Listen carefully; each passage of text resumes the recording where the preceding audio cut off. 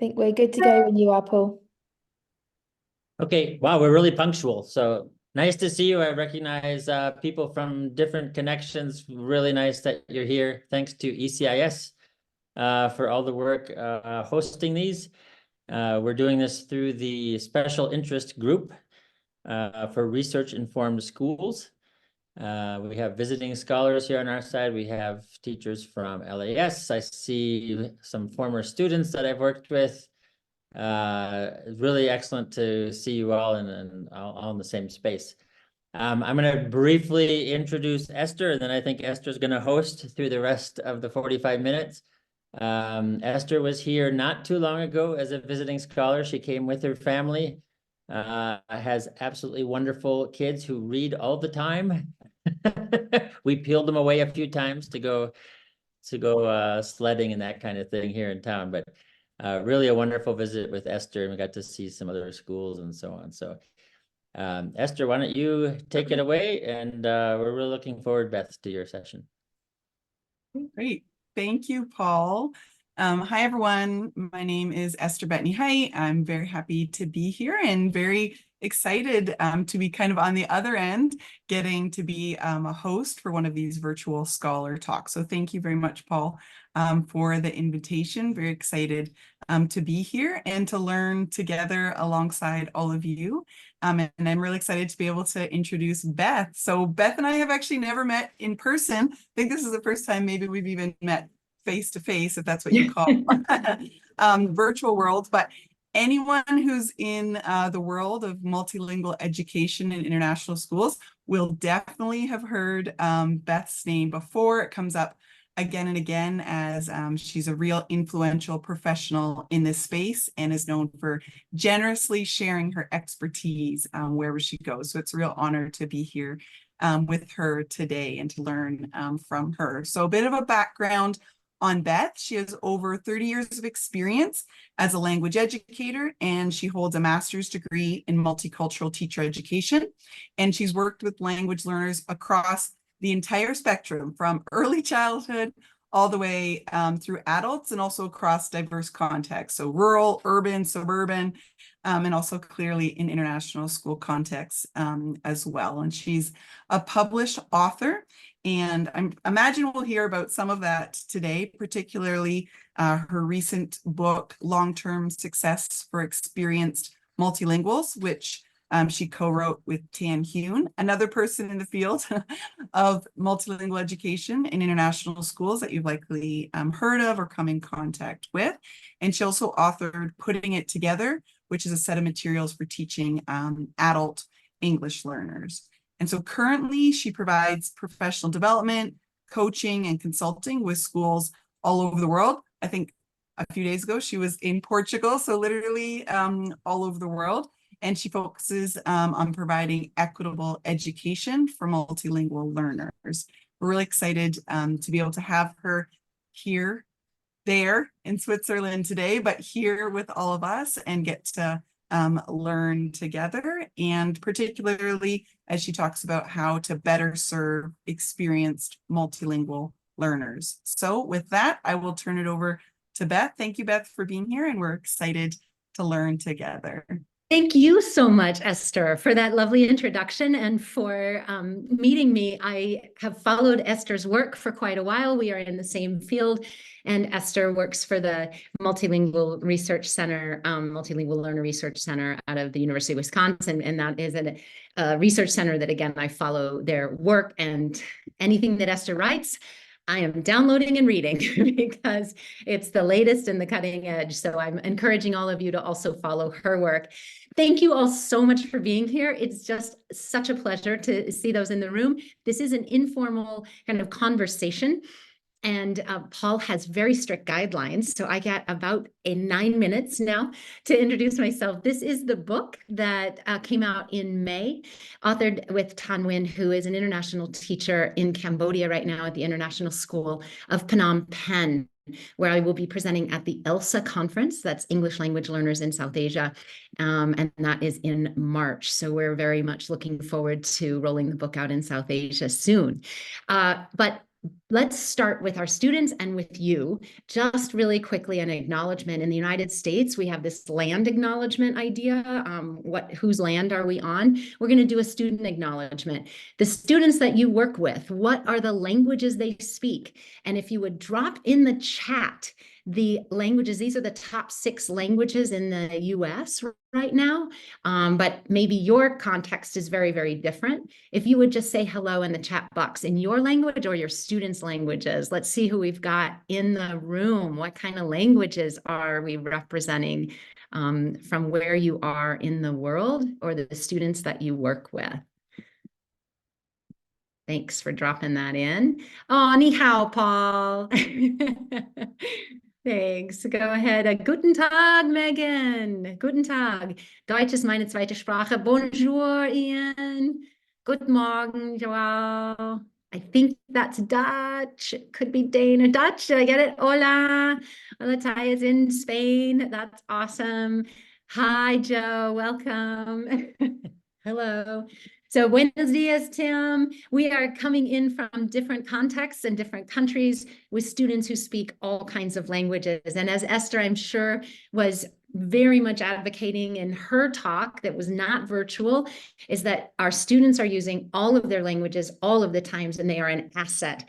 And we're going to talk a lot about those assets today with this idea of experienced multilingual. So you saw that the title of the book was Long-Term Success for Experienced Multilinguals. And this is a term that Tan, my co-author, and I have coined, and we're hoping takes root.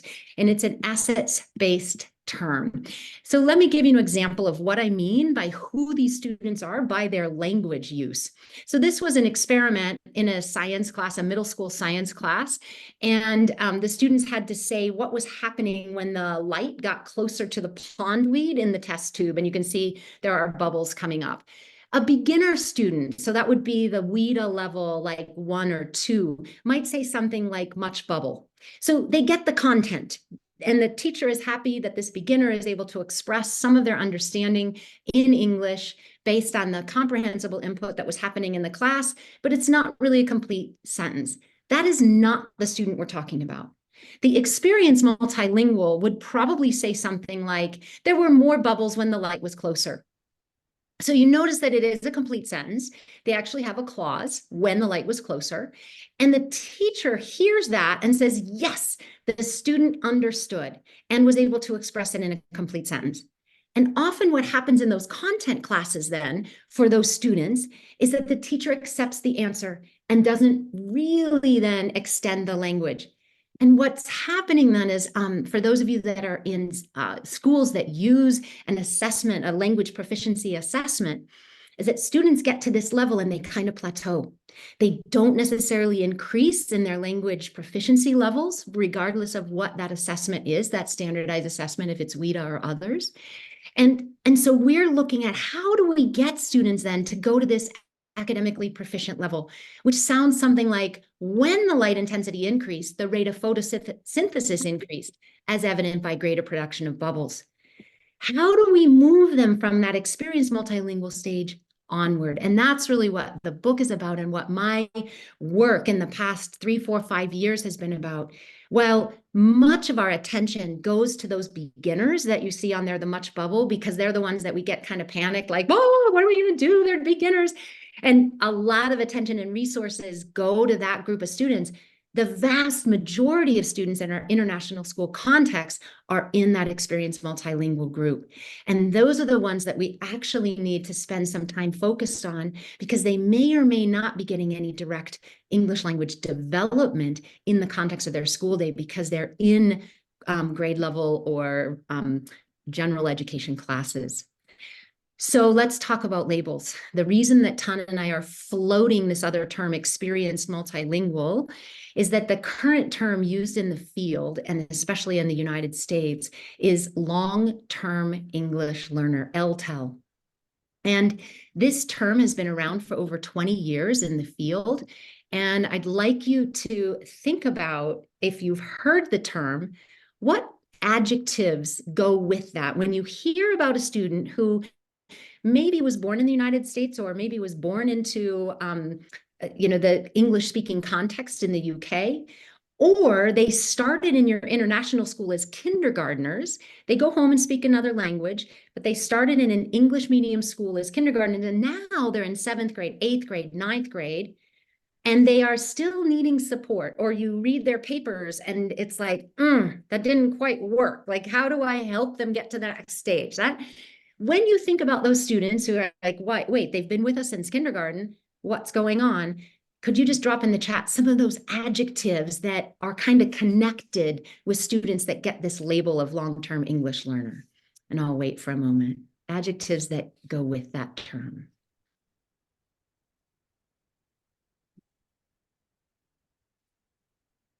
Yeah, Ian, some of them are frustrated. And I see some of you typing. I'm hoping that those other vocabulary words, those adjectives come through.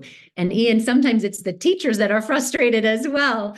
That like, what do I do, right? How do I support this student? Paul is saying they're persistent. Yeah, they keep coming, right? They're coming. Honestly, Elizabeth, I love this. And thank you for the honesty. This is unfortunately a term that often comes up as the first thing, low. And we talk about low. Disenchanted, Megan, is a beautiful term, actually, not the enchanted part, but disenfranchised, disenchanted, maybe their third culture, Steve.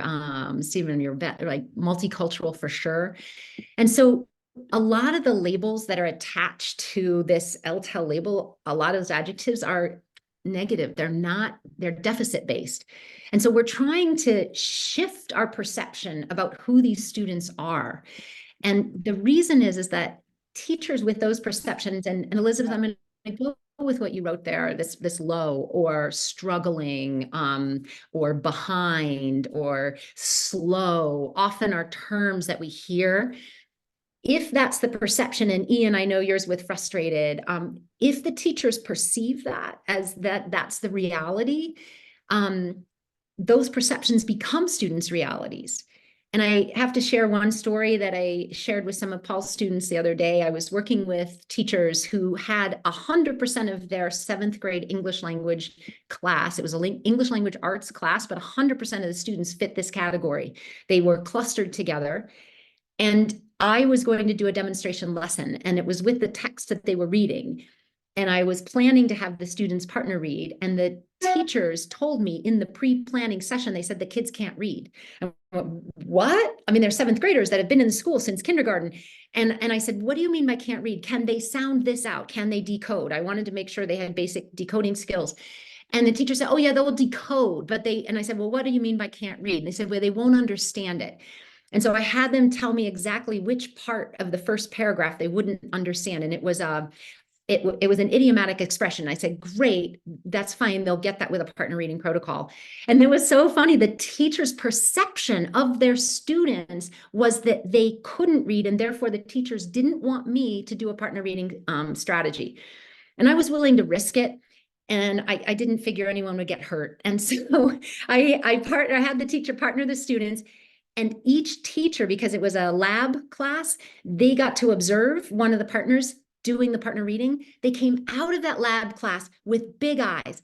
And all of the teachers said, my students could read. The students in my partner group could read, because I structured the partner activity, which is one of the activities in the book. I structured it so one partner was reading, one partner then was asking questions, making meaning, making connections, summarizing, and then they switched roles and discussed. And so it was really interactive so I could get meaning with my partner. I changed those teachers' perceptions, because the reality of that classroom for those students was, you will be read to, you will have somebody orally reading to you, because my belief is you can't read. And even though the teachers say, but I'm supporting them, that also holds these students who are experienced multilinguals. They had been in the school district since kindergarten. They are not going to be advancing if that is how we are teaching and it becomes that student's reality. So really flipping it on its head. So let's flip it right now before we get into the discussion. Let's take a moment to flip our own perception. And I'm sure in this room, I'm preaching to the choir, so this will be easy. These are some other people who have dedicated years to achieving a goal, such as Serena and Venus Williams. started playing tennis at age 5 are still practicing with a coach, right, to play tennis. And so what kind of words are associated with them? Or someone like Nicholas McCarthy, who is a world-class concert pianist, and he's the only one-handed concert pianist in the world. Those words are totally different. Thank you so much, Joa, for putting it in. Passionate, determined, inspired, confident, tenacious. Ian, you got it. Those are the words that we want associated now. Persistent, the same word that came up by experts. How did they get to be experts? Through that resilience, through practice, through dedication. Those are the words that we are trying now to associate with this labeled experienced multilingual. And Joa, you're absolutely right. Inspiring to others, they are focused. And so if we are making this affirming shift, this is one of the graphics from our book, we are trying to shift from that deficit-based LTEL label. That's why it looks like all old and crumpled, because all of those adjectives on the left side of the screen are associated with that label. And even though shifting the label doesn't change the reality, we hope that it changes the dialogue about these students and maybe adds one piece to shifting our perception of the students. We want to shift to experienced multilinguals because they have 5 or more years of experience in your English medium international school.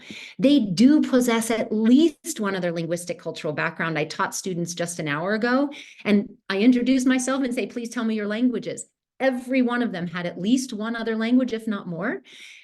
They are capable of learning grade level content while in those mainstream classes, and they can use their entire linguistic repertoire while speaking, reading, writing, and learning new content. So that's my encouragement. And we're going to open it now. Paul, I kept it short. We are going to open this up to a dialogue, thank you, with some questions. And it's really just unmute for questions and comments. I will stop the share unless they need to get into the show for any supports.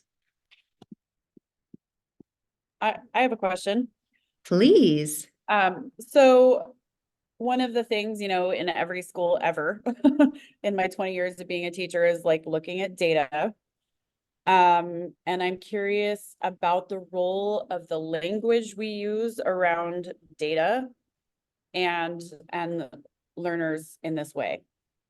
Great. Can I ask a clarifying question? Which language proficiency data are you using? Well, we have WIDA, but we also have MAP, and we're also doing CAP 4. Great. So one thing I look for is growth, right? I also look especially on language proficiency data, and Esther is the expert in this, so I'm going to have her add to this conversation.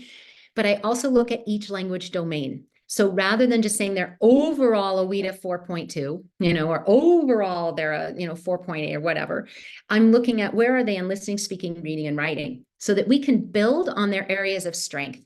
So many of our students, especially in international contexts, are at that 6 in listening and speaking. And then we look at their reading and writing, and that's where they're like not quite. And how do we build? Well, how do we build? We use that strength and the fact that they can speak very, very well to transition and support their writing and building on that. So that's another way I always look at data is like, where's the strength? How do we use that strength to build the areas for growth? The other thing I'm doing is looking at MAPS tests, and I'm correlating. And so if I can look at grade level expectations on a MAP in the language arts, in math, in science, whatever it is that you're testing in MAP, and I can look at, it's amazing that the student scored this high in this content area with this language proficiency exam, right? Because MAP doesn't take into account that they're language learners. And then you use it again through that asset-based lens. What strategies are students using in math, in science, in the language arts in order to score at that level when we know that this is their language proficiency level? And that's my rose-colored lens to say, how do we use their assets to build and have to show growth? But I'm also always looking for growth. Look at the growth they made in this area. Esther, would you like to add to that, knowing that you are coming in from the MLRC, the Multilingual Research Center, and this is your world of data? Beth, it's such a complete and competent answer. I feel like I'm not sure I have a lot to add, but the only thing I will maybe add to that is that, embedded in these ideas of an asset base, and it was on that slide that you included, Beth, was, really creating opportunities that students are able to draw on their entire linguistic repertoire. And, we all know some of the difficulties of the standard-based tests that we use, the standardized tests that assess language really typically are focused primarily on, their English language achievement. But that doesn't mean as educators that we can't be focused on how we can be creating opportunities to do exactly what Beth is saying, as well as in their other languages that they use. So what are the strategies that they are using in other languages, and how can we build on that to continue to develop, whether it's English proficiency or in the other direction as well, right? We know that the more students develop their language across their different linguistic repertoire, that's going to strengthen it in both directions. So also thinking, okay, these are the strengths that they have in English proficiency. How can we ensure they're also provided opportunities to develop that across their other languages? Because we know in the end, it strengthens all of those languages. So I think, continuing to think, okay, we might not be able to do a lot about the required testing. How can we use the data from that? Also, how can we create opportunities that students are able to draw on that linguistic repertoire? It's a terrific question, Elizabeth. Thank you so much for it. Elizabeth, and if I can just, maybe this will add to the understanding of the data. I think keeping in mind some of the research on how long it actually takes to develop academic language. And I just watched another one of the, it was through NALDIC. It was Suzanne Stewart was hosting it. She's here in the room. And the presenter was questioning this data, but it's pretty solid in the US and in other contexts in Canada with French and English. So from Jim Cummins, that's the Canadian research, Janet Echevarria, Judy Haynes, Virginia Collier, and Wayne Thomas, they've done these longitudinal studies, like over 10, 15 years, tracking the same cohort of students. And they're saying, how long does it actually take to acquire the academic language under optimal conditions when there is some support for home or heritage language, when the teachers are using all of the scaffolds necessary, when all of those conditions are optimal. And I just want to put a caveat in here and say that starting in March 2020 in the US and earlier in Asian contexts, those were not optimal conditions. Right? So we have to add on to that. And yes, we're coming out of that 4 years later. We are now in more optimal conditions, but for at least 2, if not 3 years in most of the world, it was not optimal conditions. Okay, so keeping that in mind, Elizabeth, as you look at data, it's not an excuse, it is just a reality. But under optimal conditions, we are looking at somewhere between 3 and 10 years on the outsides, which means the average, according to all of the longitudinal studies, is somewhere around 6 years. So as you're looking at this data and the growth, you're looking at what is reasonable for each year of growth. We also know that the beginning levels grow more faster. So you go from like a beginner or a level 1 to a level 2 quite fast within a year, from a 2 to a 3 maybe, and then the growth is slower. So again, keeping all of that in mind as you're looking at data to give context to that data talk with your staff, so we don't start calling kids low when they're just on the trajectory.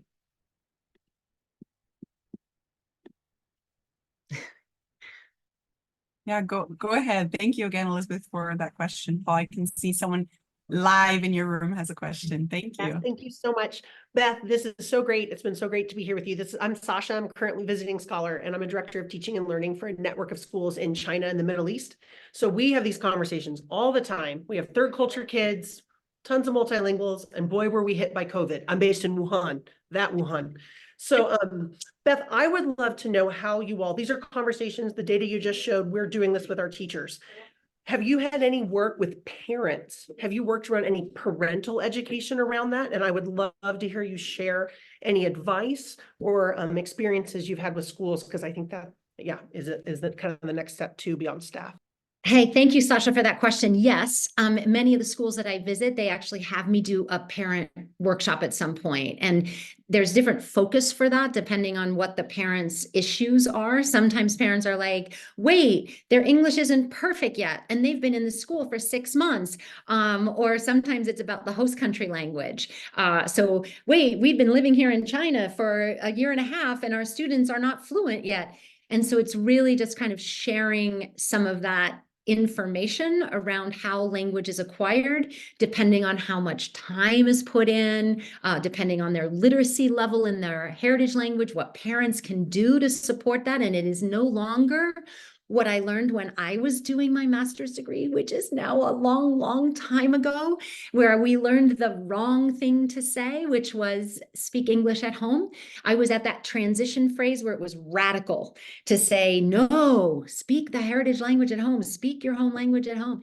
And so that was big news back then. We know now that parents should be reading at home with their kids. So yes, I do those kinds of workshops and talks with them. I also have had to have the conversation with parents around mother tongue classes, which I believe in strongly. I know Esther has talked about this.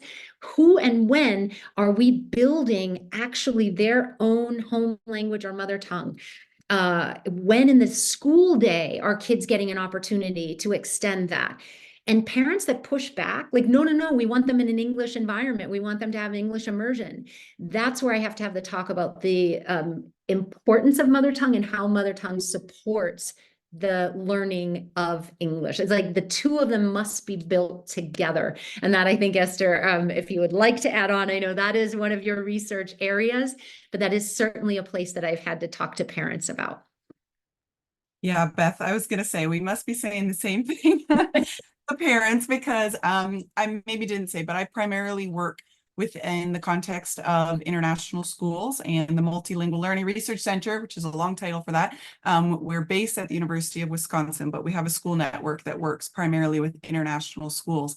And these conversations within the international school context are different than the conversations, that even in our center are had with parents within the US context. We all know parents play a very different role, for good or for bad, within the context of international schools, and are stakeholders in a different way than they are within the context of public schools, whether that's the US, I'm Canadian, whether that's in the, the Canadian context. So those conversations with parents, when exactly like Beth said, parents push back and say, hey, I'm paying for my child to be here in an English immersion. I don't, maybe they won't say, I don't care about other languages, but that is the message that is communicated. And so I think one of the real advantages that we're having in these conversations with parents is saying, we know you want your best for your child. We know, we kind of take that as an assumption about parents. You want what's best for your child. And the research now says that supporting home language at home is what's best for your child. So I think exactly what you're saying, Beth, being able to say, the research has shifted. And so what we thought was best in the past, we no longer think that. Here's what the research now says. And so I think for schools, that's really helpful too, because it can be very difficult as a school to say, like, here's the approach we were taking. Now we're taking a slightly different approach. There can be a lot of questions of why were you doing that before then, and saying, the research has shifted. And so we're shifting our practices to be aligned with the research. I think that's a really kind of powerful piece of it that is really effective when talking to parents, because parents want to know, you're the experts. What does the research say, and what are you doing as a school? But it's real challenging conversations, that you're having, we're having, Beth's having, across the world in international schools. Great. And Esther, there's a question from Steve Carver that's been in the chat for a while, and we'll go there now. And that is about when can we add that third or fourth language in? And I'm super glad that Esther is my host because she can add anything new. But from what I understand, there is actually nothing that would be cognitively a problem to add another language. In fact, students are then saying, wow, that's just like this in that language. And they're actually translanguaging and learning faster their third, their fourth, their fifth language. Just ask Paul. He's tried about 25 of them. So he's constantly connecting, making language connections. And I think that's really valuable. Now, there are the occasions where there is a student that has some kind of specific learning issue. And occasionally you would say, let's not add a third or a fourth language because we have identified a learning need. There is nothing that says the student can't learn 4 or 5 or more languages. It's just about a timing issue and maybe a cognitive load for them, depending on what their other course schedule is. So generally in an international setting, I would have students that are brand new to English. So you're beginners, you're like, okay, maybe they take 1 year where they're not tasked with that extra language. But by the second or third year, there really is no reason that they wouldn't add the host country language. You want them integrating into the host country as much as possible. So they would have English and their heritage language going on at the same time. And then adding the third, the host country, is generally what happens in an international context without any problem. And the students want to learn that host country language because they want to be on soccer teams or they want to shop or go out to eat. Esther, anything that I've missed on the latest research on adding third or fourth languages? That's Steve's question there. No, it's terrific. And it's so interesting, that question. I just was in a parent meeting as we're talking about this in Guatemala with a school there, and a parent said, you know, my child learned French when we lived in France, and then they never used it again. And then we moved to, I can't remember all the places, but then we were in international school in Italy. And so then they learned some Italian and they never used it again. And now, you know, we're in Guatemala. And so really all I think they should care about is learning English, because they keep learning these other languages and it's like, you know, kind of useless then. And I was like, how am I going to approach this one? I was like, here's the thing, you know, all of those languages that your child is learning is actually allowing them to be more successful in learning those other languages. So when for this parent, it was kind of perceived as, you know, a waste of time. Oh, what, you know, kind of what's the point of learning another language if all of my child's academic success is fairly dependent on their English proficiency? But kind of trying to flip the switch to say exactly what you're saying, Beth, is that, you know, the research supports that other languages support connections across and in metalinguistic, you know, awareness across languages. So again, we're going to pick on Paul here and his 25 languages he's learned on Duolingo. But that is really the truth of it, is as you learn another language, it strengthens across. I think, you know, obviously it's important to have conversations with parents about, you know, what's the goal for it? Is your child interested in learning another language? Is this going to be seen as something that's kind of, you mentioned Oma there, you know, teaching them another language? Is it going to be seen as like a wonderful relationship building opportunity, or is it going to be seen as something that's kind of imposed on them and is not necessarily going to be a positive language learning experience? But I think in terms of the, you know, cognitive abilities and the strengthening across languages, the research is very strongly in support of that. I think it becomes obviously very complex in school context to say, like, how do we actually do that? You know, how do we actually support across multiple languages? But the research side of it is very strongly in support. That's great. And I'm going to give a shout out to Susan Stewart, hi, who is in the room and has written an article about something called identity languages. Susan, would you just love to address the identity language concept for a moment? Hi there. Hi, everyone. Nice to meet you. I can't take credit for identity languages. That's my colleague Mindy, but I can talk to it most definitely. Because I think when we talk about languages with colleagues or parents, it's really important to pay attention to the language we use.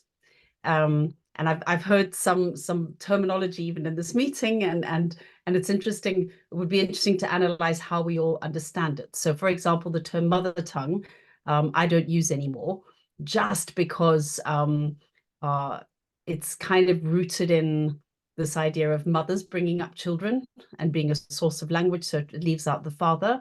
But also, really importantly, I think in our context in international schools, for many students, there's this perception that the mother tongue is the most strongest dominant language.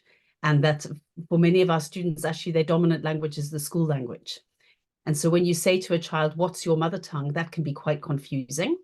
So I know then we went kind of in the history of it, we went to home language, didn't we? But even that was confusing because many students have proficiency in the language of the country they lived in. I've known, you know, children to be proficient in Chinese, having lived in China for many years, with no connection from the home or elsewhere. So I know in the work I've done, I went towards even just as much as possible, just using the term language. The term identity language that I know many people use is really what the IB calls a personal language. So it's basically a language you speak with ease, and a language that when you use it, you feel connected to a group of people. So I think, again, as much as possible, you know, take labels off so that we no longer hear the terms first language, second language, additional language. Kind of just talk about what you talked about earlier, language repertoire.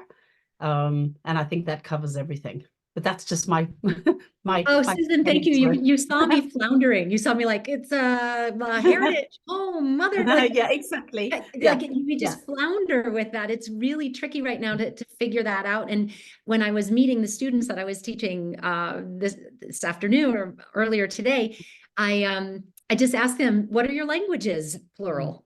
I know they're all multilingual learners, and I'm not going to rate one more or less, or just like, what are your other languages? And they all introduced themselves and said, my languages are Portuguese and English, and my languages are, you know, the 3 or 4 languages that they had. And so I think I love that. And I think it's still like, how do we distinguish what proficiencies are in those various languages? And when do you feel comfortable using them? And that leads me to Ian's question in the chat that's been sitting there. Thank you, Ian, for your patience. And he is talking about academic language proficiency, and that had to come up in this conversation before we close. And so I'm going to have you all get ready to get your chat fingers going, because this is a term that we all throw around just like the other terms. Thanks, Susan, for bringing that. I mean, this is so important in the conversation. So would you just type words or phrases in the chat to complete one of these statements? You don't have to complete the statement, just fill in the blank. Academic language is, or it means, or it includes. What is academic language? Will you just drop that in the chat, words or phrases for this question? The language of school, Emily, that's often used as a definition, right? Anything else? Keep it coming. What does it include? Great, Elizabeth. So those terms, the words, right? That always comes up. The academic terms, language of publishing. Oh, that's interesting. Low frequency language, often words are in there. Needs in different subject areas, advanced, right? Right? Complex sentences, yay! Language using subjects, concise, Susan, often. This is great. So I did this exact thing, that's higher level vocabulary and complex structures. Yeah, thanks, Ian. I did exactly this with the students in the class because they had really focused on a lot of vocabulary. And I said, your sentences have a lot of great vocabulary. And I said, they're all organized in wonderful paragraphs, and you have links between one paragraph and another. And so I wrote kind of words at the top. I did this. I said, look, you have lots of vocabulary. That's awesome. And then at the bottom, this is Suzanne Dutro's academic language metaphor with like bricks building up to the house, architectural metaphor. And I said, you have vocabulary and then you have the whole structure. And I asked the students, like, what's really missing here? And they immediately said, right, Erin, they said, sentence structures, that they needed this work with the sentence structure. And we actually taught appositives in the class today, like, how do I make something more complex within a positive? But organization they had, vocabulary they had the context, which was a formal setting of convincing their parents of they were going to, since it's Parents Week, the students were going to argue for one of their projects. And so they had the context.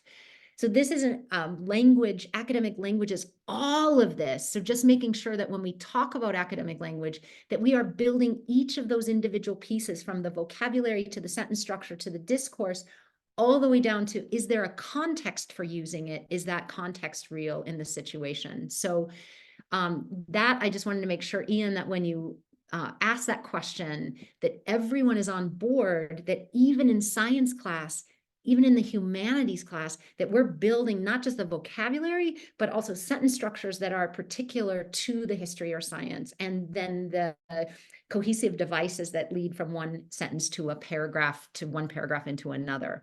And I think that is one of the things, as you said, that return on effort diminishes. I see what you're saying, but also I'm not sure how much explicit instruction students are actually getting in some of those pieces. Are they really getting the mortar that holds those vocabulary bricks together?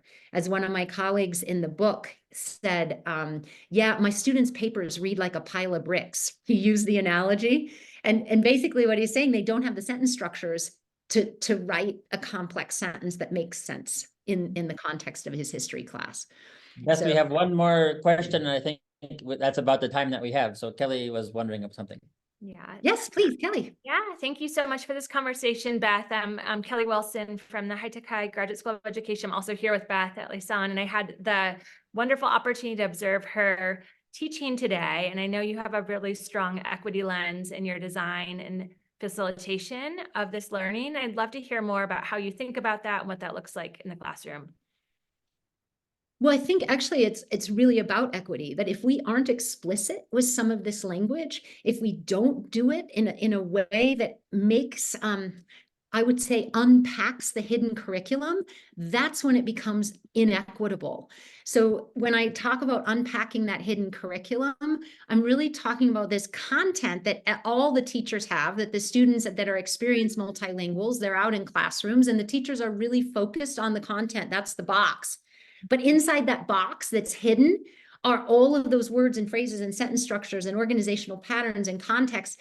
And if you are a student that has not been exposed to a certain way of writing in English that is different than the way that you're writing an argument in Portuguese, or writing an argument in Arabic, or writing an argument in Chinese, even if you know it in that in that other language, thanks Susan, in your other languages, even if you know how to do it in another language, that doesn't mean you know how to do it in English. And unless we're explicit about that and teaching those organizational patterns or sentence structures, that's inequitable. That's an assumed background that anyone is privileged to already know it and just say, here's your assignment, go write an argument paper. So I think that's where, for me, where equity comes from. We're going to make sure everybody has the tools they need to be successful on whatever the project or the task is. And that's just a clarity in teaching. Does that get at what you were asking, Kelly? Absolutely. Thank you so much. Excellent. Any last words, Esther, and we'll wrap up. Thanks to all of you for being here. Really great conversation. I know that we could go on for quite a while, but let's let this be the teaser, perhaps. And if you ever want to get a hold of Beth, you can find Beth Skelton online, and you can find Esther Bettney Heidt online. No problem. They're all over the place. So thank you very much. And any last words, Esther? That's also just what I wanted to say. Thank you so much, Beth. I feel like we're all gonna, go away with our minds, continuing to spin and to be thinking about how we can be better supporting experienced multilingual learners, and better supporting, maybe in some of our cases, the teachers who work with experienced multilingual learners. So thank you so much for your time. Thank you for everyone for joining us. I think this is only the second online laser talk that we have had hosted by ECIS, but it definitely will not be the last. So thank you for joining, and look forward to seeing everyone at the next one. Maybe Paul can send out info when that'll be. Yeah, and thanks to Paul for hosting us, Esther for being an amazing hostess on this, Susan for jumping in, Elizabeth for getting the conversation started, Steve for typing in the chat, and Ian and Emily and everybody who's been participating. It was really a pleasure to interact with you today. Thanks so much, everyone. And a quick one from me, Joe at ECAS. I've just popped in a link in the chat. This is to a conference we have next weekend, dedicated to multilingualism. We also have an online aspect to this conference. So please have a look at the link, and there are still places to join us online, and a couple of spots left in person, if you did want to join us. But thank you so much. Fabulous. Oh. And I look I'm forward to looking seeing forward to some of being you there there. next weekend. Thank you. Thank Some of you you. next week. Thanks a lot. Bye, everyone. Thanks, Thanks. Bye all. everyone. Zaijian. See you. Bye. Bye.